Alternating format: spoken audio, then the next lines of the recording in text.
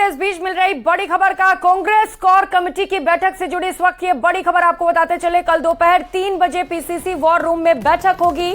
PCC chief Govind Singh Dotasra, मुख्यमंत्री अशोक गहलोत और सचिन पायलट सहित गोविंद राम मेघवाल, सीपी जोशी, सुखजिंदर सिंह रंधावा समेत कई दिग्गज नेता इस बैठक में मौजूद रहेंगे। चुनावी रणनीति को लेकर मंथन किया जाएगा। मिशन 2023 को लेकर एक और महत्वपूर्ण बैठक होने वाली है। कल दोपहर 3 बजे पीसीसी वॉर रूम में कांग्रेस कोर कमेटी की बैठक होगी। कहा जा रहा है कि इस बैठक में भी कई बड़े फैसले हो सकते हैं। सहयोगी बाबूलाल धायल इस वक्त हमारे साथ जुड़ चुके हैं। बाबूलाल, बेहद महत्वपूर्ण बैठक कल दोपहर 3 बजे, क्या जानकारी इस बैठक को लेकर? जी बिल्कुल, बीजेपी जिस तरह से इलेक्शन मोड में चल रही है, पीएम मोदी के दौरे हो रहे हैं, तमाम जो बड़े केंद्रीय नेता राजस्थान में डेरा डाले हुए हैं और जिस तरह से आक्रामक प्रचार चल रहा है गहलोत सरकार के खिलाफ, इसके बीच में अब कांग्रेस भी बीजेपी का मुकाबला करने के लिए कमर कस के तैयार हो रही है। और कल कोर ग्रुप की बैठक होने जा रही है जिसमें तमाम जो बड़े नेता हैं, जो अहम फैसले लेते हैं, उनकी बैठक होने जा रही है। तो जो ताजा सियासी हालात हैं राजस्थान के, इस वक्त का जो सिनेरियो है, उस पर चर्चा होगी। किस तरह से टिकट चयन के तत्काल बाद जो डैमेज कंट्रोल करना होता है, उस पर चर्चा होगी। पहली लिस्ट कब आ रही, इस बारे में चर्चा होगी। किन किन मुद्दों के आधार पर जनता के बीच में माहौल बनाया जाए, इस पर चर्चा होगी। और बीजेपी के नेता जिस तरह से रोजाना कांग्रेस को कटघरे में खड़ा कर रहे हैं, तो इसका जवाब किस तरह से दिया जाए, इस पर भी चर्चा होने जा रही है। और जो उपलब्धियां हैं सरकार की, इनको जनता के बीच में ले जाकर कैसे फिर से सरकार को रिपीट किया जाए, इस बारे में भी कल मंथन होने जा रहा है। अशोक गहलोत मौजूद रहेंगे, रंधावा रहेंगे, सीपी जोशी रहेंगे, पायलट रहेंगे, डोटासरा रहेंगे, हरीश चौधरी रहेंगे और कैंपेन कमेटी के जो चेयरमैन है गोविंद मेघवाल, वो भी इस बैठक का हिस्सा होंगे। तो जितने भी जो बड़े नेता हैं कांग्रेस पार्टी के, वो आपस में सलाह मशवरा करेंगे, अपने सुझाव भी देंगे। ग्राउंड की जो रियलिटी है उसमें किस तरह से और सुधार किया जा सकता है, कांग्रेस के फेवर में किस तरह का माहौल और बेहतर बनाया जा सकता है, उसको लेकर भी चर्चा होगी। और किस तरह से जनता के बीच में एक पॉजिटिव मैसेज दिया जाए सरकार की योजनाओं का, बड़े फैसलों का, ताकि इसकी गूंज जो है, ताकि इसकी धमक जो है मतदान तक बनी रहे, इसको लेकर के चर्चाएं होंगी। क्योंकि अभी कांग्रेस पार्टी में बताया जा रहा है कि 15 तारीख से पहले पहली लिस्ट आने वाली नहीं है। तो ऐसे में बड़ी मुश्किलें हैं, क्योंकि तब तक जो है दावेदार बहुत जोर लगाएंगे, पार्टी के खिलाफ कहीं प्रदर्शन भी होंगे, कहीं दावेदार जो है। तो ऐसी सूरत में कोशिश यही है कि माहौल को पार्टी के फेवर में करने के लिए जो भी किया जा सकता है, वो मोमेंटम बनाए रखने की जरूरत कांग्रेस पार्टी महसूस कर रही है। और उसी के इर्द गिर्द जो भी जरूरी चीजें अभी करनी है टिकट की घोषणा से पहले, उन पर विचार किया जा रहा है। और सारे जो नेता हैं वो अपनी अपनी बात कहेंगे और जो फैसले लिए जाएंगे उनको धरातल पर इम्प्लीमेंट करने की भी कोशिश होगी।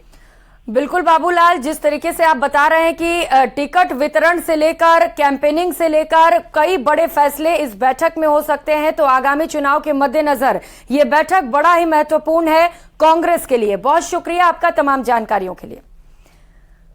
तो एक और बड़ी बैठक होने वाली है। कल दोपहर 3 बजे कांग्रेस कोर कमेटी की बैठक होगी, जिसमें कई अहम फैसले लिए जा सकते हैं।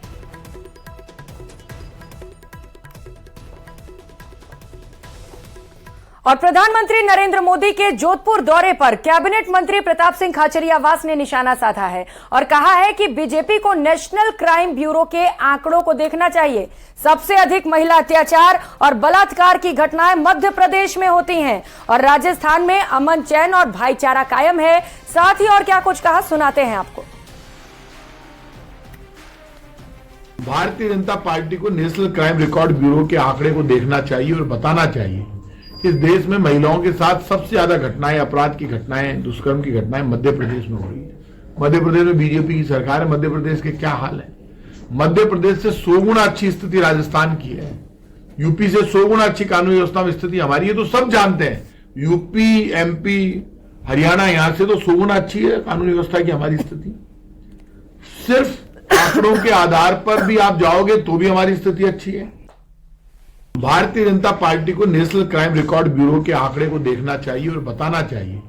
इस देश में महिलाओं के साथ सबसे ज्यादा घटनाएं, अपराध की घटनाएं, दुष्कर्म की घटनाएं मध्य प्रदेश में हो रही है। मध्य प्रदेश में बीजेपी की सरकार है। मध्य प्रदेश के क्या हाल है? मध्य प्रदेश से 100 गुना अच्छी स्थिति राजस्थान की है। यूपी से 100 गुना अच्छी कानून व्यवस्था में स्थिति हमारी है, तो सब जानते हैं। यूपी, एमपी, हरियाणा, यहां से तो 100 गुना अच्छी है कानून व्यवस्था की हमारी स्थिति। सिर्फ आंकड़ों के आधार पर भी आप जाओगे तो भी हमारी स्थिति अच्छी है। और अब बात पायलट के सियासी हमले के। राजस्थान के चुनावी रण क्षेत्र में ताल ठोकने टोंक पहुंचे कांग्रेस नेता सचिन पायलट ने ईडी, आईटी और सीबीआई की कार्रवाई को लेकर बीजेपी को जमकर खरी खोटी सुनाई। सचिन पायलट 2 दिन के टोंक के दौरे पर हैं, जहां कार्यकर्ताओं ने उनका जोरदार स्वागत किया।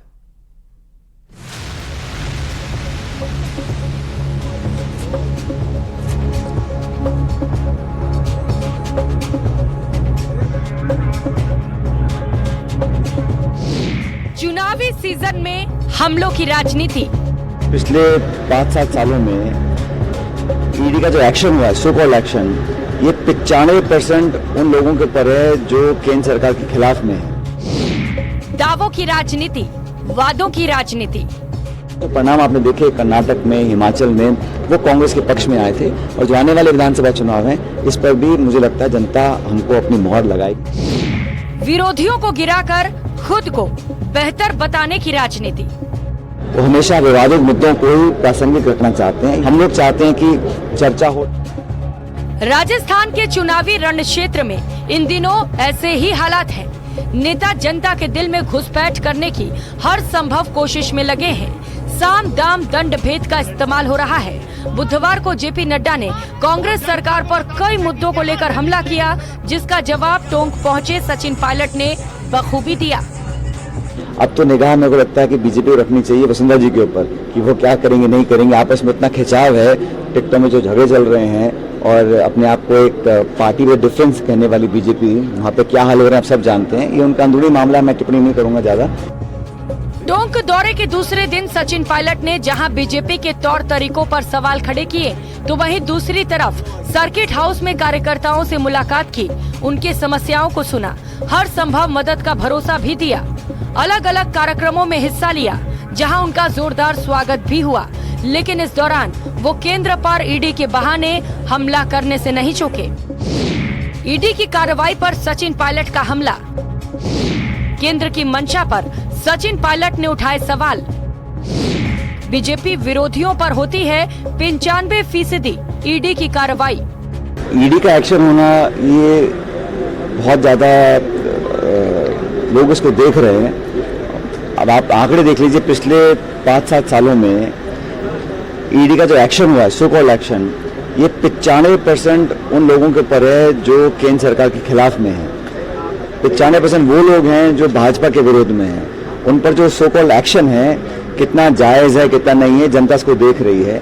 लेकिन ये बात बिल्कुल सच है कि चुनाव से ठीक पहले इस प्रकार की कार्रवाई जब होती है तो बड़े सवाल उठते हैं कि मंशा क्या है, ऑब्जेक्टिव क्या है। ये इन्वेस्टिगेटिव एजेंसी है या एक सरकार का एक जरिया है दबाव बनाने का, प्रेशर क्रिएट करने का। बीजेपी की मंशा पर सवाल खड़ा करने वाले सचिन पायलट को भरोसा है कि जनता इन चुनावों में भी कांग्रेस का हाथ थामेगी। लेकिन ये चुनावी महासंग्राम है, यहाँ जब तक युद्ध विराम ना हो जाए, तय करना बेहद मुश्किल होता है कि विजय पताका किसके हक में फहरेगी। न्यूज़ 18 राजस्थान के लिए दौलत पारिक की रिपोर्ट। फिलहाल यहाँ रुकेंगे छोटे